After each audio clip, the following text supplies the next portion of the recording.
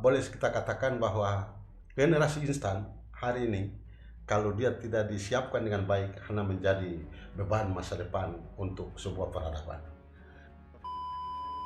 Kita akan bergabung, kita akan bersatu untuk membesarkan YAIN dan kita antar ke transformasi akan datang sebagai Universitas Negeri Islam Negeri di Maluku Utara.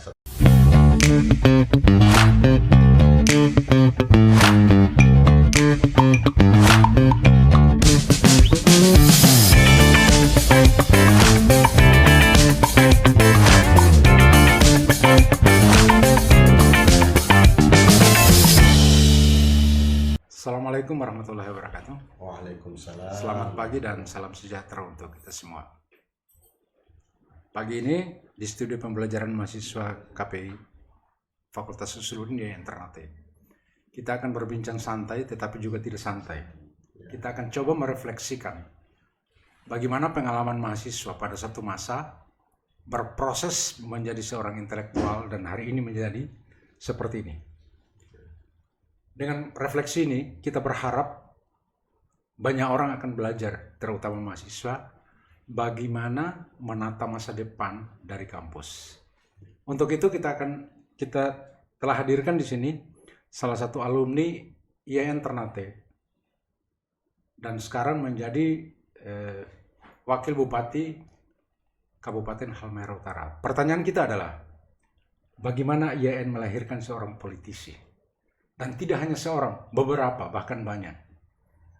Itu yang kita akan refleksikan pagi ini. Untuk itu, di tempat ini ada didampingi oleh Rektor YAIN Ternate, Dr. Adan Mahmud. Sekaligus akan mencoba menggali pengalaman Bapak Dr. Haji Kasman Haji Ahmad, yang sekarang menjadi Wakil Bupati Kabupaten Halmahera Utara. Sebagai host, saya akan mencoba memulai dengan bagaimana Pak Rektor bisa menggali dulu gitu. Kemudian saya akan coba untuk Oke, terima kasih. Terima kasih Pak Dr. Murid selaku host pada acara pagi hari ini yang kita beri nama tajuk dengan nama 1 jam bersama tokoh.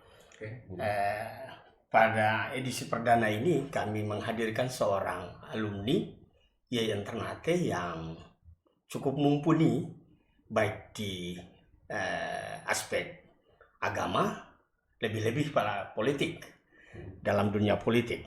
Karena itu kami sapa dengan hormat Dr. Kiai Haji Kasman Haji Ahmad MPD. Terima kasih telah datang bersuah di acara program KPI pada Fakultas Usuluddin Adab dan Dakwah YAIN Ternate. Terima kasih atas kehadirannya. Mungkin pertanyaan singkat dan mendasar yang sepertinya tidak terduga bagi seorang Dr. Kasman untuk hari ini.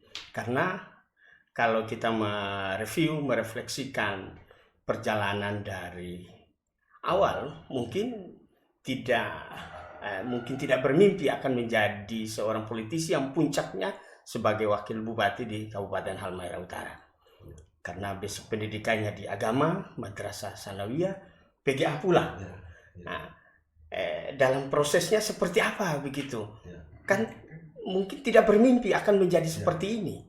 Nah, bagaimana bisa menjelaskan atau merefleksikan itu sehingga publik bisa tahu bahwa ternyata ada alumni Madrasah Sanawiyah, ada alumni PGA yang kemudian menjadi orang nomor 2 di Halmahera Utara. Silakan Pak. Baik, terima kasih banyak Pak Rektor, saudaraku Pak Dr. Adan Mahmud, kemudian Pak Host Dr. Murid.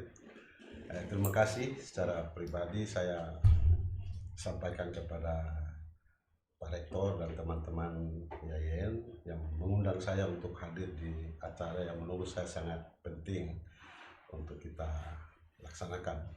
Yang pertama, bahwa sebagai alumni tentu saya memiliki pengalaman tersendiri yang saya alami mulai dari awal masuk di YAIN pada tahun 90. Memang saat itu kita tidak ada pilihan lain menurut saya, karena secara pribadi ya, kenapa saya memilih IAIN? Karena pertama yang kita hadapi adalah tantangan dakwah kita di Maluku Utara, terutama kami yang berada di Halmahera Utara, bahwa kita hanya beberapa figur ya setiap momentum hari-hari besar Islam yang bisa mengisi, seperti Allahyarham Ki Haji Abdul Ghani Kasuba, yang beliau juga memiliki pengalaman yang luar biasa sebagai seorang ustadz, seorang dai, tapi puncak karirnya di politik sangat mumpuni. Sampai 20 tahun beliau berada di politik itu, mulai dari DPR, kemudian menjadi wakil gubernur, kemudian gubernur 2 periode. Nah, itu adalah buah dari sebuah refleksi dan renungan saat itu. Menurut saya beliau adalah seorang dai yang menjadi contoh yang memotivasi banyak orang, terutama di Halmahera.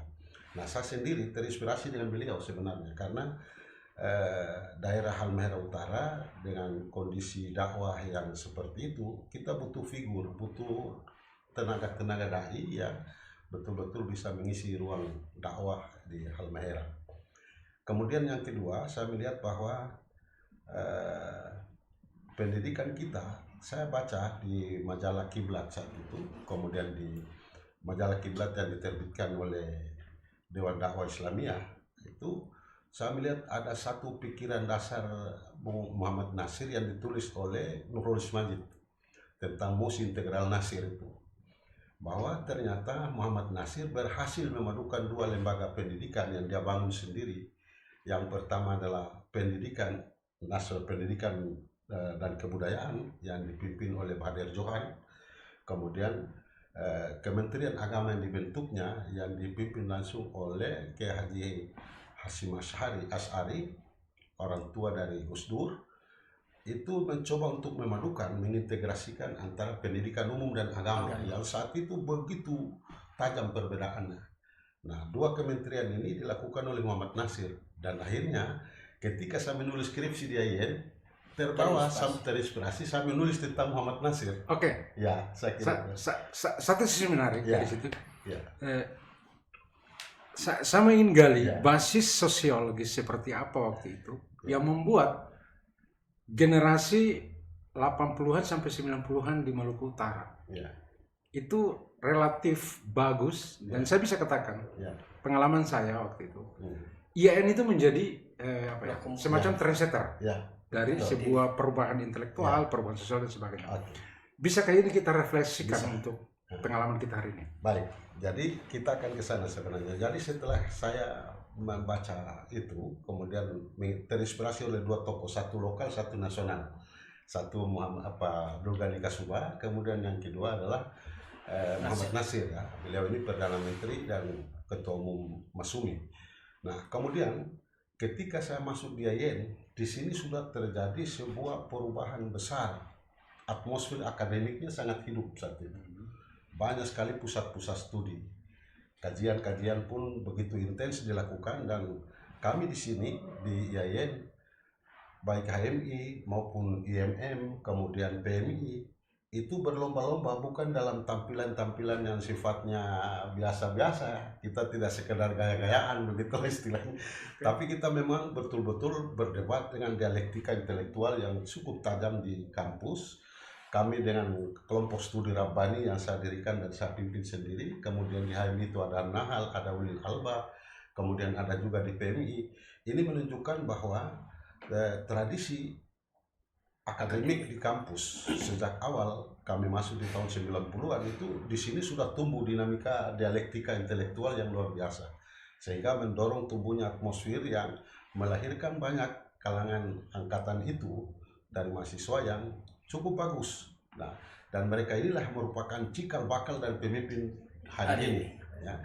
Dan yang menarik lagi, setelah tradisi itu terjadi, ada dosen-dosen yang menjadi pembimbing yang kalau boleh saya sebutkan, itu ada 3 orang tokoh yang menurut saya begitu menginspirasi para ilmuwan saat itu. Yang pertama adalah Pak Abjan Yahya, kemudian yang kedua adalah Syarifuddin Ghazal, kemudian yang ketiga adalah Nur Sulaiman PL sebagai ketua, sebagai dekan waktu itu.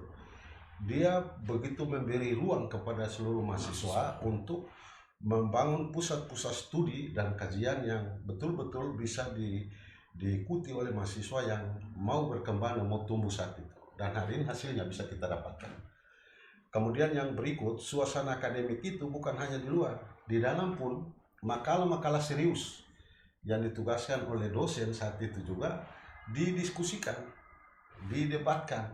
Jadi tradisi akademik itu memang betul-betul tumbuh saat itu, dan akhirnya kita saat itu ya seperti disampaikan oleh Pak Rektor tadi, saya sendiri juga tidak membayangkan satu saat kita menjadi apa, tapi saya percaya bahwa ketika proses itu kita ikhtiarkan dengan baik, dia tidak akan mungkin berkeluar dari hasil yang baik yang kita dapatkan. Dan hari ini saya alhamdulillah dari proses yang kita ikuti dan terlibat di dalamnya itu, secara politik saya ada di wakil bupati, kemudian di partai saya ketua DPW PAN, tapi juga sebagai ketua ICMI Orwil Maluku Utara. Kemudian di banyak ruang kita bisa ada karena hasil didikan dari proses yang begitu panjang di IAIN. Kalau tanpa itu saya kira hari ini kita, istilah orang, stok pengetahuan kita terbatas dan pengalaman kita terbatas. IAIN cukup menyediakan itu semua untuk kita saat itu. Ya. Saya mau kutip ini, Kierkegaard gitu. Kierkegaard mengatakan begini, hidup dipahami ke belakang, tapi dijalani ke depan. Nah, basis sosiologisnya kita sudah tahu, dan saya kira Pak Rektor juga punya pengalaman di Palu dan sebagainya. Nah, Indonesia Timur pada saat itu, sejauh yang saya tahu, itu merupakan salah satu pusat dinamika. Orang mengatakan Makassar, tapi saya mengatakan Indonesia Timur karena pada tahun 80-an sampai 90-an itu saya lumayan jalan-jalan gitu loh ke daerah-daerah ini.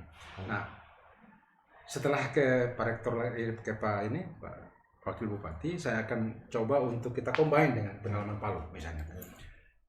Apakah pada posisi sebagai Wakil Bupati dan pada posisi sebagai Rektor sekarang, itu karena sebuah proses panjang yang dilalui di kampus, sehingga pada posisi sekarang hanya adalah lompatan konsekuensial.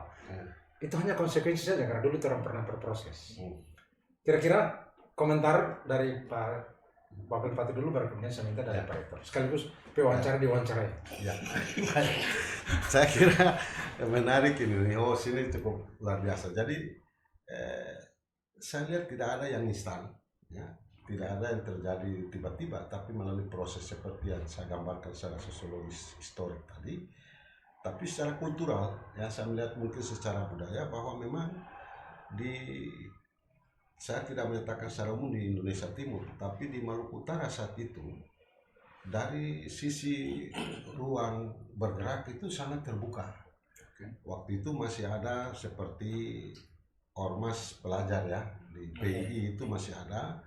Kemudian kita rata-rata yang ada di PII itu pasti jadi pengurus OSIS di tingkat siswa.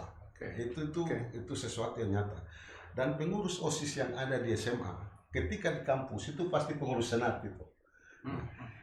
Nah, jadi dengan begitu maka IAIN sebagai salah satu perguruan tinggi yang ada di Maluku Utara, dia juga tidak boleh lepas pisah dengan pembinaan ke bawah. Karena saat itu banyak sekali senior-senior dari mahasiswa kami saat itu yang ada juga tersebar di SMA-SMA sebagai guru, sebagai pembina OSIS, sebagai pramuka. Jadi hubungan emosional dan semangat akademik yang ada itu setelah tumbuh dari SMA kemudian sampai ke perguruan tinggi. Nah, ketika itu kita pahami bahwa ini adalah mata rantai yang tidak pernah putus. Nah, sehingga kita berharap bahwa atmosfer akademik itu adalah menjadi tanggung jawab kolektif kita yang berada di SMA kemudian berada di perguruan tinggi. Jadi saya kira dengan begitu maka ruang atau atmosfer akademik itu akan tumbuh dengan banyak orang di dalamnya, tidak sendiri. Nah, jadi kalau menurut saya bahwa IAIN sebagai bibit persemaian yang disiapkan untuk anak-anak IAIN yang kemudian menjadi tumbuh dan memberi manfaat kepada masyarakat, saya kira ini adalah sesuatu konsekuensi logis dari sebuah proses serius yang dilakukan selama kita berada di kampus. Ya, Saya kira pernyataan Pak Saya, Wakil tadi. tunggu dulu. Ah. Saya mau minta Ya. refleksi pengalaman untuk sebuah bandingan untuk kemudian kita bisa dari Ya. karena ini di Palu, Ya. gitu loh. Dan saya tahu Palu, saya punya beberapa teman dari Palu dulu. Itu cukup mereka punya ini. Ya. Silakan merefleksikan kondisi kehidupan di Palu dulu, baru kemudian kita orang masuk lagi. Ya, saya kira mungkin sama saja ya proses. Karena seseorang yang berada di puncak saat ini, ya tentu tidak serta-merta atau tidak instan langsung ucuk-ucuk jadi gitu. Ya. Tetapi melewati proses seperti yang sudah disampaikan oleh Pak Wakil Bupati tadi. Saya juga melalui proses yang luar biasa, ya layak sebagai seorang mahasiswa zaman itu. Karena apalagi kita berada di luar daerah, berarti biasalah orang kampung selalu dititipi pesan dari orang tua orang bahwa kalau sudah keluar daerah harus malu itu diletakkan di ujung hidung. Nah, itu yang kemudian memotivasi saya untuk memacu diri dengan berbagai keterbatasan yang secara ekonomis itu. Kebetulan saya besar dalam lingkungan Al-Khairat dengan dibekali pengetahuan agama yang ya taruhlah pas-pasan saat itu, maka ketika kemudian hidup di Palu, itu ya menjadi modal saya untuk bisa menutupi kekurangan-kekurangan secara finansial itu. Dan alhamdulillah bisa bersosialisasi, ya berdialektika di kampus dan ya tidak tidak merasa minder dengan kondisi dan pertemanan di situ. Justru malah kita dianggap seorang mahasiswa yang bisa menonjol di antara yang itu, karena terus terang dinamika saat itu pas dengan kondisi demonstrasi yang puncak 98 itu menunjukkan bahwa pergulatan mahasiswa dengan kontrol sosialnya maka mengharuskan mahasiswa untuk bagaimana merefleksikan kondisi ketika itu. Jadi poin yang ingin saya sampaikan bahwa memang jangan kita melihat seseorang itu di akhirnya atau di ujungnya, tetapi sesungguhnya dia melewati satu proses dinamika yang luar biasa, diterpa dengan berbagai dinamika, maka buahnya yang ya hari ini misalnya saya, Pak Dekan sendiri, Pak Wakil, itu adalah buah dari sebuah proses yang panjang. Dan karena itu kita tidak lagi-lagi kita tidak boleh lupa terhadap proses yang panjang tadi itu. Nah, maka mungkin saya tertarik dengan apa yang disampaikan Pak Wakil. Ada semacam ini keterkaitan antara tadi dijelaskan mahasiswa YIN dengan guru-guru yang mungkin pernah yang sudah mengajar di sekolah-sekolah. Saya kira ini sebuah bentuk silaturahmi sekaligus wujud tanggung jawab untuk bagaimana mendongkrak mahasiswa yang notabene dia adalah alumni dari perguruan tinggi itu, khususnya di IAIN. Mungkin inilah yang silaturahmi ini yang harus dibangun, diperkuat, diperkokoh sehingga menyongsong kami di IAIN Ternate yang lagi berkeinginan untuk bertransformasi bisa menjadi kenyataan, tidak hanya dalam mimpi, saya kira. Jadi inilah mungkin harus dirawat sehingga ada semacam ikatan emosional antara alumni yang menjadi guru khususnya di sekolah, karena ini adalah ladang kita. Kalau alumni yang ada di sekolah itu diperkuat, saya yakin dan percaya justru itu yang menjadi lumbung kita di sini. Saya kira menarik ini pernyataan beliau ini. Ini saya lihat titik ada satu semacam garis. Itu sebenarnya saya, Pak Rektor, Pak Bupati, kita bisa seperti ini karena kita memanipulasi kelemahan, terutama kelemahan ekonomi. Kita rata-rata orang susah. Atau mengkapitalisasi kekurangan tadi. Boleh. Nah, pertanyaan saya adalah, apakah ada semangat mengkapitalisasi kelemahan pada mahasiswa sekarang atau tidak? Atau apakah justru karena ketidakmampuan mengkapitalisasi itu yang membuat mahasiswa sekarang tidak menonjol? mantan rektor dan rektor Sanatan. Ya. Silakan.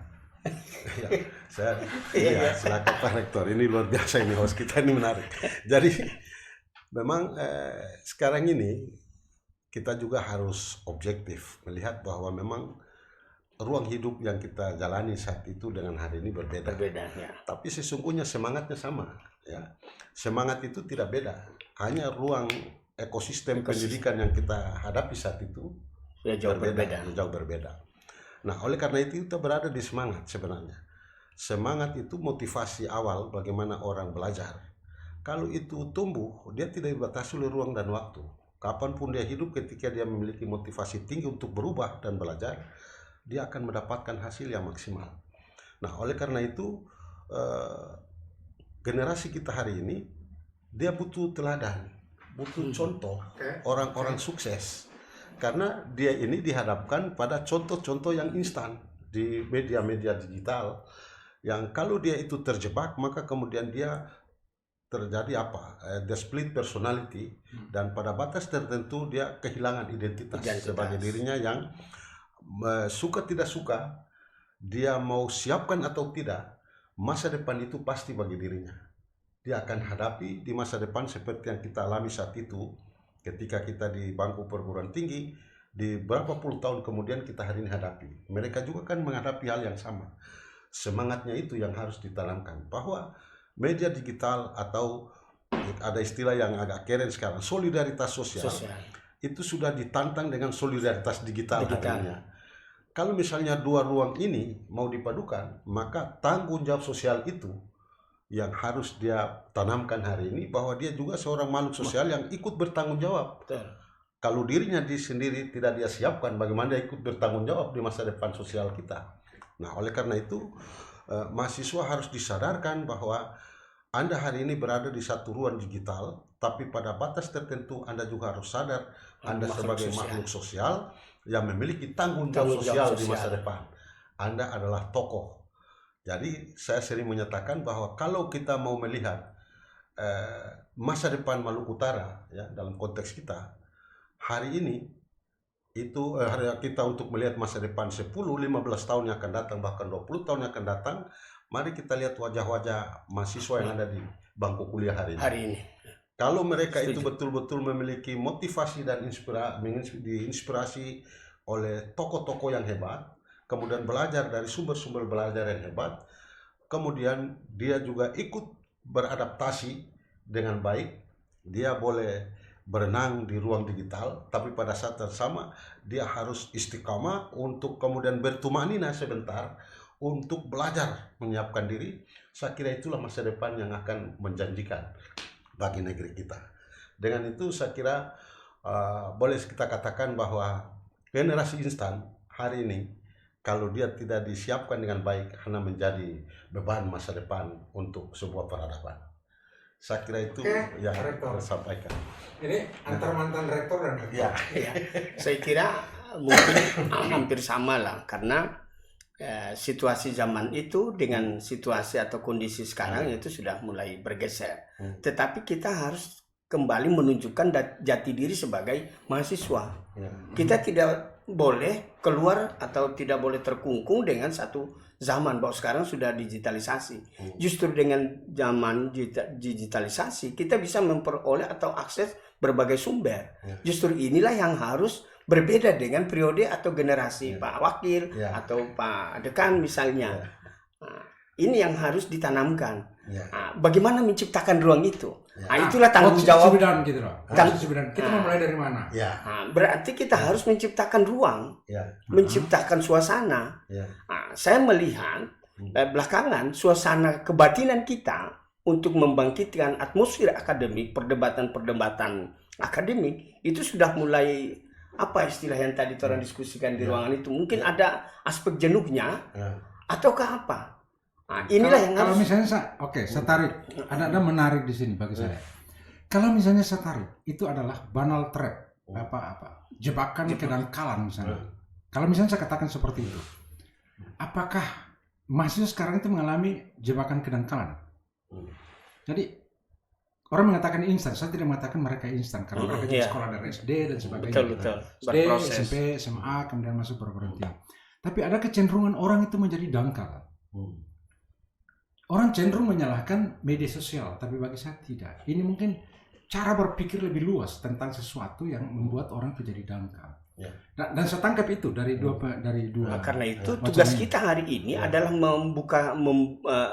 menyediakan ruang Ya. untuk menghidupkan ruang-ruang diskusi, ruang akademik, sehingga mahasiswa harus diciptakan, dibuat diberi ruang. Kalau kita membiarkan begitu saja, maka dia akan mengikuti gerak langkahnya sendiri. Ya. Tapi kalau lembaga menyediakan ruang, memberi spot atau dikanalisasi, taruhlah bahasa kasarnya, untuk satu kegiatan yang dulu misalnya yang tadi dibilang Pak Wakil, ada kelompok-kelompok studi. Ya. Saya kira di zaman kita juga seperti itu. Masing-masing prodi membentuk atau masing-masing kelas membentuk kelompok-kelompok studinya. Kalau saya dulu di Palu namanya Fathul Ilmi. Ya. Saya sekretarisnya. Ya.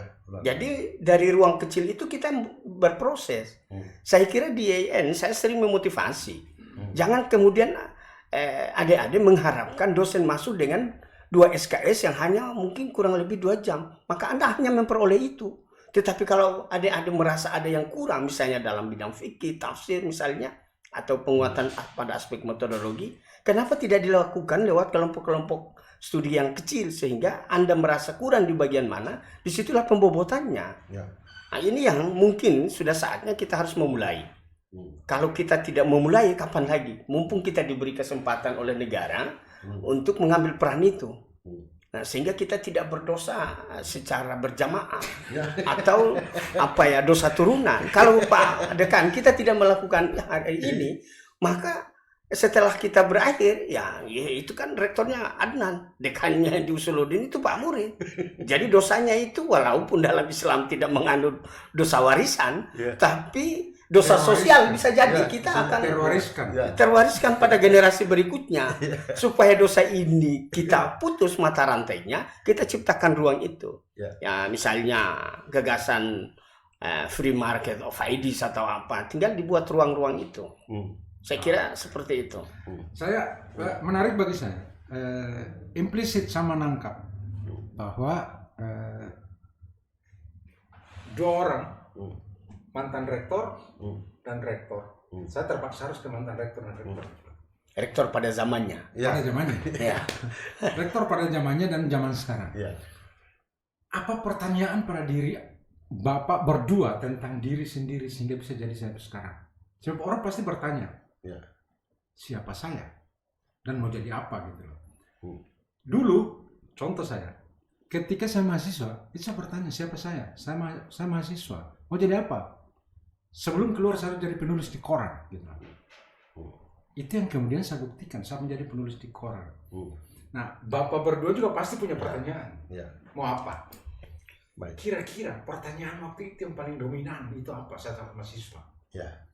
Oh, ini untuk pembelajaran bagi adik-adik kita di Siap, sana. siap. Oke. Saya sebelum masuk ke situ, saya mau coba lihat dulu bahwa mahasiswa hari ini kita juga harus melihat mereka secara utuh ya sebenarnya. Kita tidak bisa milah-milah bahwa ini. Jadi yang berkurang tadi saya lihat motivasi belajar. Jadi saat itu kita dengan fasilitas yang terbatas, kita tidak ada Android Betul. saat itu, tapi kita memiliki motivasi sangat tinggi bahwa kita bisa tumbuh di dalam suasana seperti itu. Seharusnya secara Malah logis, jadi kutu buku lagi. jadi kutu buku. Jadi seharusnya dengan fasilitas yang tersedia seperti sekarang ini, dengan media informasi yang begitu terbuka, sumber belajar juga bisa begitu banyak beragam, seharusnya mahasiswa hari ini lebih hebat daripada kita kemarin ya, kalau kita melihat dari sumber belajar. Jadi intinya adalah dari motivasi. Kemudian yang berikut, saya melihat tadi Sebentar, dari pertanyaan orang punya motivasi kan karena dia bertanya tentang dirinya. Ya. Apakah ada pertanyaan seperti itu di kalangan mahasiswa? Nanti. Ya. Oke. Jadi saya lanjut di situ bahwa kita saat itu masih memahami bahwa kita ini ada kedekatan secara spiritual dan sosial dengan orang tua. Ya. Jadi ketika kita diberi amanah untuk melanjutkan studi, yang ada di depan kita itu kita tidak mempermalukan orang tua. Betul. Yang kedua, kita memberikan hadiah terbaik kepada kedua orang tua dan keluarga, dan itu yang memotivasi awal sebenarnya. Dan bukan dalam bentuk harta, Bukan. tapi kesuksesan dalam Kesuksesan. studi. Ya, setuju. Kesuksesan dalam studi itu hadiah terbaik bagi orang tua sebenarnya. Dan saya belakangan saya sering menggugah teman-teman dan keluarga saya di Halmahera terutama. Saya menyatakan bahwa kebanggaan orang tua baik di dunia sampai di akhirat dengan warisan terbaiknya adalah anak-anaknya bisa menjadi anak yang saleh, anak yang memiliki kemampuan melanjutkan jariahnya. Kemudian yang ketiga, dia bisa berilmu. Karena inilah 3 mata rantai yang ditetapkan oleh Nabi. Apabila mati seorang anak Adam maka putuslah seluruhnya kecuali 3, sadaqatun jariyah au ilmu yuntafa'u bihi al waladun salih yad'u lahu. Maka kita harus rubah dari posisi material ke spiritual, bahwa warisan terbaik bagi orang tua yang harus kita anak-anak ini menyiapkan diri adalah kita orang berilmu, kita orang bisa menjadi anak saleh dan bisa melanjutkan kebaikan orang tua selama hidup. Dan saya kira itu yang menurut saya secara pribadi saya merasakan betul bahwa titipan amanah orang tua terhadap saya harus saya buktikan dengan melakukan yang terbaik dalam studi, kemudian bisa memberi manfaat bagi orang lain. Pahalanya saya yakin mengalir sampai ke surga untuk orang tua yang sudah tiada sekalipun.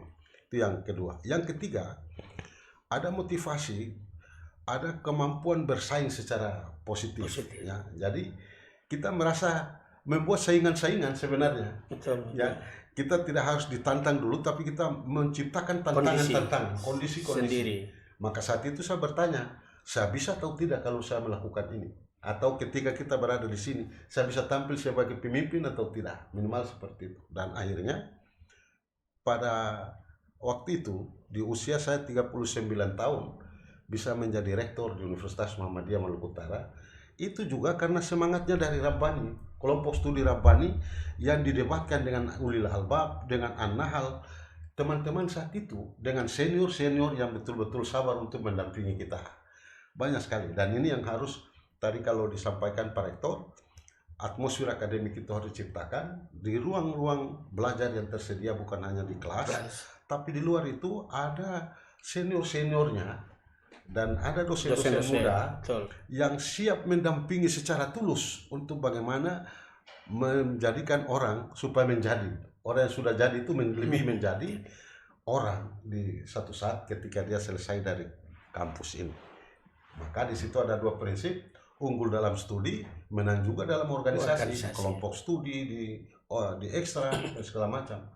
Dan saat itu 3 tokoh ini menurut saya, di samping tokoh-tokoh yang lain yang juga hebat, tapi yang mendampingi kita di IAIN itu Pak Abjan, Pak Sarifuddin Ghazal, dan Pak Sulaiman PL, itu adalah menurut saya dengan 3 latar belakang organisasi yang berbeda, ya, tapi memiliki kekuatan untuk bersatu untuk membesarkan IAIN yang luar biasa. Saya kira Pak Dr. Adnan pasti melaksanakan ini karena dari latar belakang organisasi yang berbeda, tidak menjadikan kita untuk mengecil di ruang kita masing-masing, eksklusif, tapi kita akan bergabung, kita akan bersatu untuk membesarkan IAIN, dan kita antar ke transformasi akan datang sebagai Universitas Negeri Islam Negeri di Maluku Utara satu-satunya. Saya kira itu. Oke. Ada saya mau gali pertanyaan, ada pernyataan sebelumnya dari yang terakhir terkait dengan bagi saya itulah satu tradisi yang kuat tadi, ada keluar hadis dan sebagainya. Seorang politisi, tapi ternyata tradisi keagamaan yang ditanamkan itu ternyata tidak bisa hilang. Dan saya kira inilah yang menjadi ciri khas dan entry point bagi seorang politisi yang mungkin belakangan para politisi tanpa menafikan yang lain, kecenderungan itu kemudian mulai bahkan nyaris tidak ada dan membedakan antara politisi yang memiliki basic keagamaan yang bagus itu menjadi hasanah tersendiri. Saya kira ini luar biasa ini. Bagaimana al-muhafazah itu? Jadi al-muhafazah alal qadim salih wal akhdhu bil jadidil aslah. Saya kira ini yang kemudian membedakan antara seorang politisi yang bernama Dr. Kasman Haji Ahmad dengan politisi-politisi yang lain. Dan ini menjadi keunggulan apalagi berada di wilayah Halmahera Utara yang sangat majemuk. Ya. Nah, ini kemudian menciptakan seorang politikus yang tidak eksklusif melihat keberagaman atau kemajemukan di wilayahnya. Nah, saya kira mungkin seperti apa ketika mengimplementasikan tradisi ini. Artinya, Betul. Ya. IAN Ya. pada saat itu dan mungkin sekarang kemudian ke masa depan itu kita bisa berharap untuk menjadi Lokomotif. millstone gitu loh. Ya. Ya. Ya. Semacam batu tumpu Hmm. bahwa orang sebenarnya bisa berkarya di mana saja dengan latar belakang pendidikan agama. Ya. Ya, Jadi kira-kira seperti itu. ya, Ya. seperti itu. Jadi saya kira kita nikmati hari ini hasilnya. Nikmati dalam bukan berarti pragmatis. Pragmatis ya. Tapi secara ideal kita bisa menyatakan itu bahwa saya bersyukur ya kepada Allah Subhanahu wa taala bahwa kita diproses di sini.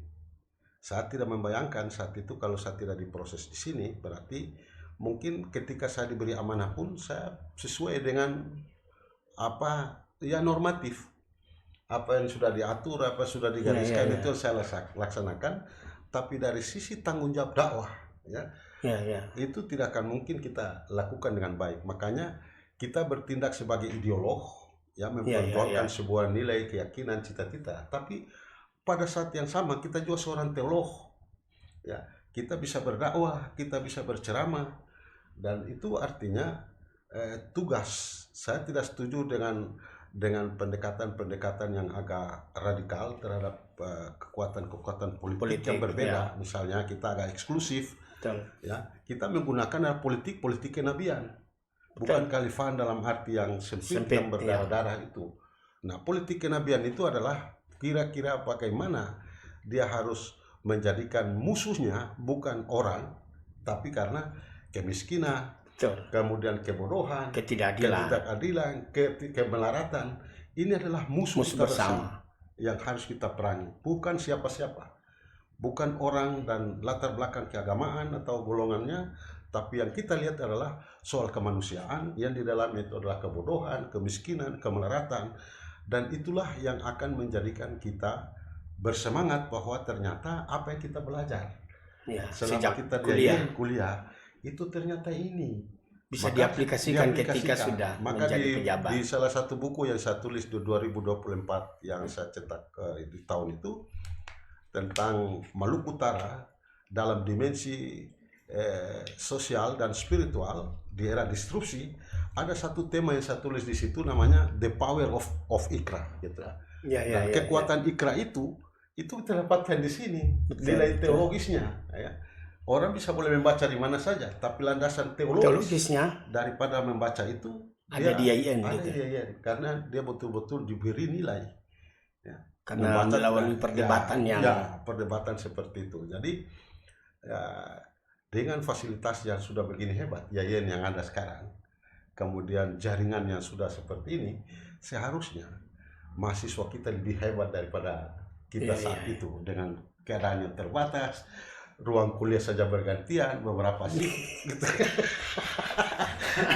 Ini cambuk buat saya dan Pak Dekani. Ada komentar. Karena menarik ini. Secara pribadi menarik bagi saya bahwa belajar di IAIN itu sebenarnya orang bisa bersiasat gitu. Ruang untuk bersiasat tinggi gitu. Nah, sekarang mungkin pertanyaan yang agak spesifik saya mau ajukan.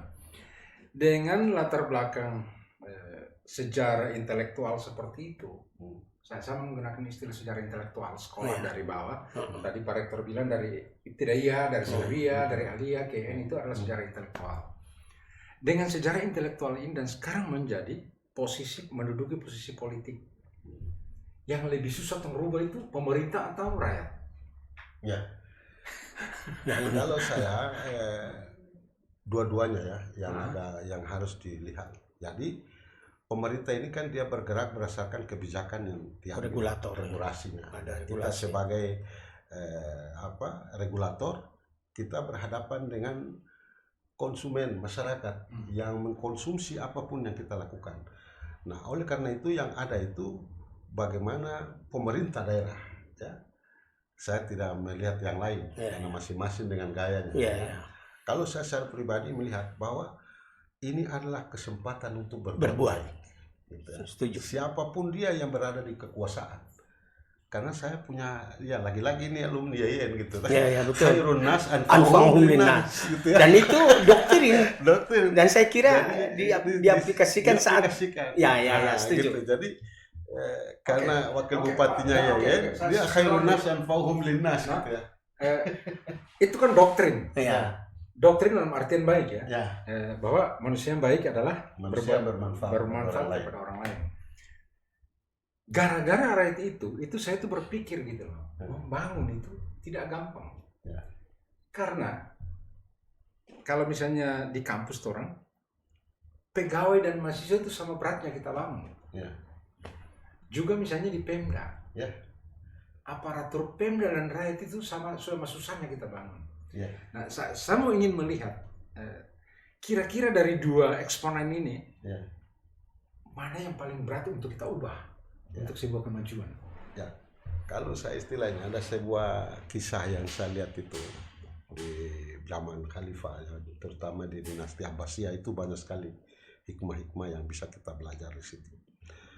Tapi ada juga pengalaman yang kita ikuti bahwa seorang penguasa yang sadar nilai dan tanggung jawab sosialnya, sekali dia menandatangani sebuah kebijakan yang berpihak, itu lebih hebat daripada sebuah proses dakwah yang kita laksanakan secara biasa oleh rakyat biasa. Oke. Makanya di situ merubah itu harus dimulai dari atas kebijakan. Oke. Ya, misalnya sekarang kita ini ada menghadapi situasi yang luar biasa sekarang, banyak di Maluku Utara beberapa hari terakhir itu ada kelompok-kelompok satu dengan yang lain saling bertikai dan sebagainya. Setelah dicek itu ternyata minuman keras. Nah, minuman keras ini kalau kita yang tanda tangan melarang dengan kolektif, sekali turun itu habis, itu bisa bertahap kita bisa lakukan. Daripada kita ceramah dan segala macam. Makanya kalau kita memulai dari sini, ada kemauan politik yang berpihak, saya kira itu lebih mudah. Masyarakatnya sambil jalan. Karena mereka ini tidak berharap banyak juga ke kita pemerintah dari sisi apapun. Yang mereka lihat itu suasananya nyaman, damai. Dia bisa beraktivitas dengan baik. Anak-anaknya bisa sekolah, dia bisa ke pasar, dia bisa ke kebun dengan nyaman. Dan ada kebijakan yang berpihak dengan subsidi yang tentu oleh pusat dan dilaksanakan oleh daerah dengan konsisten. Saya kira mereka sudah baik dengan di situ. Kemudian yang berikut, menurut saya ini tergantung dari masing-masing. Saya tidak menggurui yang lain sebagai kepala daerah. Saya melihat bahwa dari pengalaman pendidikan kita, mulai dari bawah sampai ke perguruan tinggi, jangan ada di ijazah saja. Kalau menurut saya, coba ada momen tertentu di masa studi kita yang pernah kita tangisi, yang pernah kita perjuangkan, yang pernah, coba ambil itu sebagai semangat. Hari ini kita berkuasa. Dan kira-kira apa yang ingat saat itu. Ya, apa yang saat itu kita pernah, misalnya saya hari ini tiba-tiba saja ada masjid yang kosong, misalnya kosong dari bukan jamaah, kosong dari khatibnya misalnya. Saat itu saya pernah menangis dengan itu. Makanya saya berdoa kepada Allah supaya istiqamah. Saya di Halmahera Utara, Jumat saya tidak pernah di kantor. Saya keliling seluruh masjid. Karena memang itulah yang saya rasakan selama ini. Dan itu ada sebuah kesadaran, tanggung jawab moral bahwa ternyata kita dulu pernah didatangi satu masjid itu meminta kita satu orang dai diminta oleh beberapa masjid. Sementara kita hanya sendiri. Nah, betapa kurangnya saat itu. Dan saya kira YN hari ini memiliki tantangan. Saya pernah bilang sama Pak Rektor, walaupun kita tumbuh berkembang dengan segala dinamika dan kecenderungan perubahan yang kita hadapi, tapi kita tidak boleh lupa identitas kita adalah Islamnya di situ, dakwahnya di situ yang harus didorong sehingga Maluku Utara yang sedemikian luas ini dengan masjid yang tersedia begini banyak, kalau boleh ada YN yang alumni atau mahasiswa yang sering turun ke kampung-kampung untuk mengisi khutbah-khutbah Jumat dan ceramah-ceramah di hari-hari besar Islam atau apapun. Itu adalah harapan yang saya harapkan. Kemudian yang terakhir, saya mungkin dari pertanyaan ini saya melihat bahwa seluruh kekuatan harus disatukan kembali hari ini. Harus YN harus mampu menghimpun yang terserak. Betul, yang betul. ada di politik, yang Ya, ada ya. di sosial, Birokrasi. ada birokrasi, ada di LSM. Betul. Kan mahasiswa cukup banyak. Harus menghimpun yang terserak ini untuk menjadi kekuatan bersama untuk pengembangan YAYN ke depan. Saya kira itu sekalian Ya. mungkin. Karena memang kolaborasi itu kata kunci bersama. Kolaborasi. Kata kunci. Kita tidak boleh arogansi menganggap bahwa saya rektor, saya akan bisa melakukan segala-galanya. Ya. Tetapi kalau tidak didukung dengan yang lain, stakeholder yang lain, maka itu hanya menjadi mimpi. Ya. Nah, karena itu lagi-lagi kolaborasi itu menjadi sangat penting, seperti yang tadi disampaikan oleh Pak Wakil Bupati. Saya kira mungkin Ini closing statement, silakan. Ya. Siapa duluan? ya beliau aja lah. Jadi hari ini saya bersyukur bisa ada di podcast ini, dan secara pribadi saya optimis dengan kepemimpinan Dr. Adnan dan kabinet yang barusan saya lihat cukup tersedia dan membawa harapan baru bagi YAYN. Bukan berarti yang lalu-lalu itu saya nafikan, tidak, tapi eranya sekarang. Yang saya bayangkan, saya pernah bilang di Pak Rektor bahwa era hari ini di 2020-an sekarang ini, yang kita lihat eranya di 2026 ke atas, suasananya itu bisa kita ciptakan seperti suasana di tahun 90-an untuk YAYN, karena dengan beliau kemudian didukung oleh teman-teman yang ada di dekanat, saya kira tinggal disatukan seluruh kekuatan, dibaikan sistemnya, kemudian diluaskan tanggung jawabnya di dalam untuk keluar. Saya kira YAYN akan menjadi sebuah kampus yang masa depan yang kita harapkan tumbuh untuk ikut mencerdaskan kehidupan bangsa yang ada di kabupaten yang seluruhnya di Maluku Utara, terutama di kawasan timur Indonesia. Saya kira itu sebagai closing statement saya. Mudah-mudahan YAYN terus tumbuh, berkembang dan maju untuk kemanusiaan dan peradaban tentunya untuk di daerah ini.